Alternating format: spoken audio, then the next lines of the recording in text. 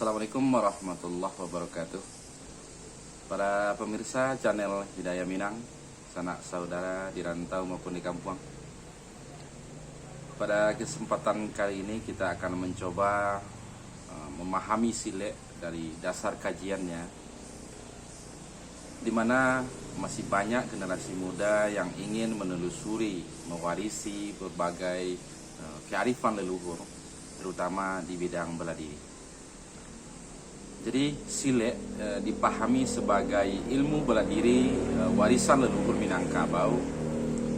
Sesungguhnya silek bukan sekedar bela diri dalam pengertian sempit yang berbicara tentang sebatas teknik-teknik pertarungan atau teknik-teknik yang bisa dipakaikan dalam sebuah perkelahian. Namun silek sesungguhnya memiliki pengertian bela diri yang sangat luas, menjangkau hakikat sejatinya bela diri, yaitu bagaimana mempersiapkan diri menghadapi berbagai percaturan kehidupan. Dan inilah hakikat dari silek yang sesungguhnya sebagai bela diri sejati. Jadi silek bukan sebatas teknik-teknik pertarungan seperti gerak langkahnya dan lain sebagainya. Oleh sebab itu, silek diawali dari kajian surau, di mana silek dan surau itu sangat identik, di mana surau sebagai sarana mengkaji, mempelajari berbagai materi, terutama bersumber dari kajian agama yang sudah pasti agama Islam. Kemudian di surau juga dipelajari berbagai hal, berbagai pengetahuan, termasuk dalam kajian-kajian yang lebih mendasar tentang pengenalan diri, baik itu dari segi karakternya, minat bakatnya, dan lain sebagainya. Jadi kajian surau itu pada zaman dahulu sangat komplit dan sangat lengkap sekali. Bagaimana berbicara tentang pidato adat, berbagai kabar, kisah-kisah masa lampau yang dapat dipetik pelajaran dan hikmah sebagai pedoman untuk menata masa depan yang lebih baik. Jadi dari berbagai kajian yang ada di surau, kemudian sasaran sebagai sarana tempat mengaplikasikan pemahaman dalam bentuk gerak langkah. Jadi bisa kita pahami secara lebih detail, silek itu berawal dari kajian surau yang mencoba mengkaji materinya, data-data dan lain sebagainya dari berbagai sumber. Dan bisa dikatakan surau tempat mempelajari seluruh disiplin ilmu. Kemudian pemahaman ini akan diaplikasikan di dalam sikap dan tindakan. Nah, maka dilatihlah gerak langkahnya di sasaran. Jadi di sasaran diawali dengan latihan balabeh sebagai landasan mencari titik keseimbangan. Kemudian gerak ini akan diseiringkan dengan berbagai aksi dan reaksi. Ada serangan, ada tangkisan dan lain sebagainya. Dan semuanya itu bertujuan untuk melatih, mengaplikasikan pemahaman tentang berbagai pengetahuan. Jadi metode yang luar biasa yang diterapkan di dalam pendidikan klasik Minangkabau, yaitu belajar materi di surau, kemudian langsung belajar aplikasi di sasaran. Bentuk aplikasi atau pemahaman yang lahir di sasaran ini menunjukkan karakter, tabiat, dan minat bakat seseorang murid atau generasi muda. Nah, disinilah peran tuo silek atau guru membimbing mereka untuk menata setiap sikap, menata setiap tindakan mereka, sehingga lahir gerak langkah yang seimbang, yang mengalir sebagaimana alam semesta, sebagai ekosistem kehidupan yang saling berkaitan. Kayak ketika hati berniat baik, maka kita akan memperoleh hal-hal yang baik. Sementara sebaliknya, kalau kita punya niat yang kurang baik, maka kita akan memperoleh hal-hal yang kurang baik, dan begitu seterusnya. Dan karakter inilah yang selalu ditata, dibina di sasaran dalam bentuk gerak-gerak langkah sebagai himpunan, sebagai perwujudan dari pemahaman tentang berbagai disiplin ilmu pengetahuan yang dipelajari di surau sebelumnya. Jadi ketika kita berbicara sile, sesungguhnya kita berbicara tentang banyak hal, berbagai disiplin pengetahuan, sehingga mudah untuk memahami gerak langkah sile secara sempurna. Jadi banyak generasi muda yang kadang-kadang panik, kadang-kadang bingung cara mempelajari teknik-teknik sile yang sesungguhnya.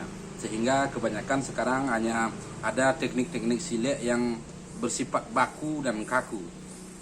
Sesungguhnya tahapan awal memang kita akan diajarkan cara bergerak yang seimbang, mengalir, mengikuti situasi dan kondisi. Kadang-kadang kita ada yang berlatih di tempat yang curam, ada yang tempat yang kurang datar dan lain sebagainya, tempat berbatu, dan dituntut di sana kebijakan atau kebijaksanaan dalam setiap pergerakan. Langkah yang dilakukan harus diperhitungkan secara matang, sebab kesalahan di dalam bersikap atau bertindak akan merugikan kita sendiri.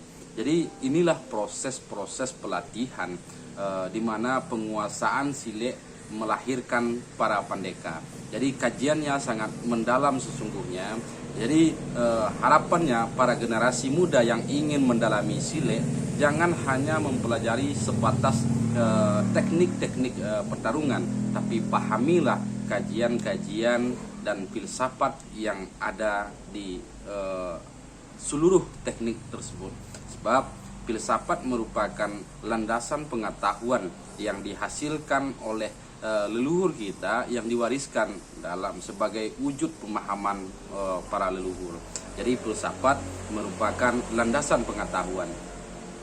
Kemudian seiring waktu, seiring masa, pemahaman dasar tentang balabeh atau dasar gerak langkah yang berdiri dengan posisi yang seimbang dan sesuai dengan postur tubuh, ukuran tubuh, berat tubuh, ketinggian, dan lain sebagainya. Inilah pergerakan yang harus ditata, menemukan gerak-gerak langkah yang seimbang, sehingga pada akhirnya akan mencapai hakikat gerak langkah yang diistilahkan dalam filsafat lima tumbuh sinandi siang. Artinya bijak di dalam memahami berbagai situasi dan tidak kaku di dalam berbagai keadaan. Jadi tegas di dalam bertindak, bijak di dalam bersikap, dan fleksibel di dalam berbuat, tapi di dalam konsep-konsep kebenaran. Inilah yang dimaksud dengan ungkapan filsafat, bulih tagak bakisah asa di lapiak nan sahalai, bulih duduk bapaliang asa di tanah nan sapingkah. Artinya kita harus menyesuaikan dengan berbagai situasi dan kondisi, tapi tidak lepas dari prinsip-prinsip kebenaran.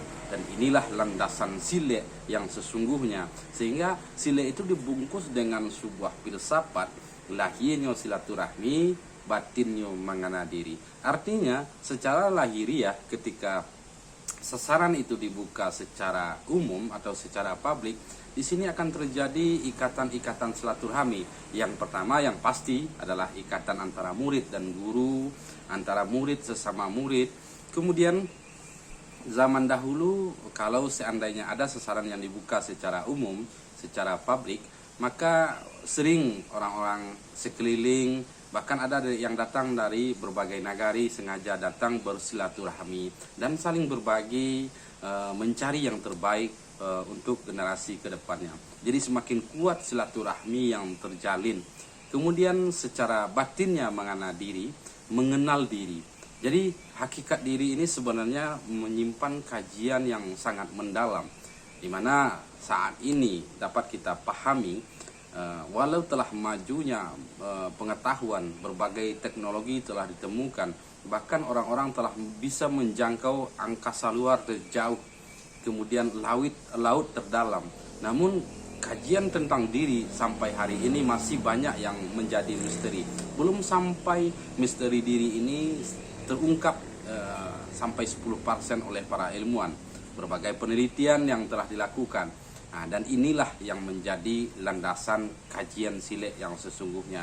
Bagaimana mengkaji diri, mengenal diri secara tahap awal, belajar mengenal sifat, karakter, kepribadian, dan lain sebagainya. Kemudian semakin meningkat akan mulai mengkaji tentang kalau secara sains, secara pengetahuan, mulai dikajilah unsur-unsur penyusun tubuh, elemen penyusun struktur tubuh, komposisi tubuh yang terdiri dari sama antara unsur alam dan unsur tubuh, sebagaimana ungkapan filsafat yang mengatakan tubuh naskah alam, alam naskah tubuh. Artinya apa yang ada di alam semesta ada di dalam tubuh. Jadi kajiannya sangat luas. Kita akan mencoba mempelajari secara detail, step by step, setahap demi setahap, demi perwarisan kepada generasi muda, sehingga generasi setelah kita nanti akan tetap menikmati warisan-warisan leluhur sebagai bekal menjalani kehidupan. Jadi inilah tahap pertama yang kita coba bahas secara umum. Jadi mungkin di tahap-tahap selanjutnya kita akan mengkaji secara rinci bagaimana kajian-kajian yang di surau, kemudian bagaimana proses pembelajaran langkah yang lebih tepat sehingga sesuai dengan karakter kepribadian generasi muda. Termasuk kita akan berbicara tentang bagaimana aliran Silek, bagaimana karakter Silek, dan lain sebagainya. Mungkin sekilas sebagai tahap awal untuk mengkaji Silek, sebagai sebuah pemahaman baru, membuka cakrawala kita semua untuk menggali lebih dalam tentang hakikat Silek yang sesungguhnya sebagai bela diri yang sejati, menjangkau hakikat bela diri yang berbicara tentang membela diri dari berbagai ancaman dalam kehidupan, termasuk ancaman kesehatan, politik, sosial, bahkan ekonomi, dan lain sebagainya. Di semuanya ada di dalam filsafat gerak-gerak langkah Silek yang selalu berkembang sesuai karakter dan kepribadian. Bagaimana ungkapan filsafat, lapuk-lapuk dikajangi, usang-usang dipabarui, satitik jadikan lawi, sakapa jadikan gunung. Namun tidak berubah dari prinsip dasarnya, yaitu kebenaran yang lahir di dalam budi pekerti sebagai perwujudan kecerdasan spiritual.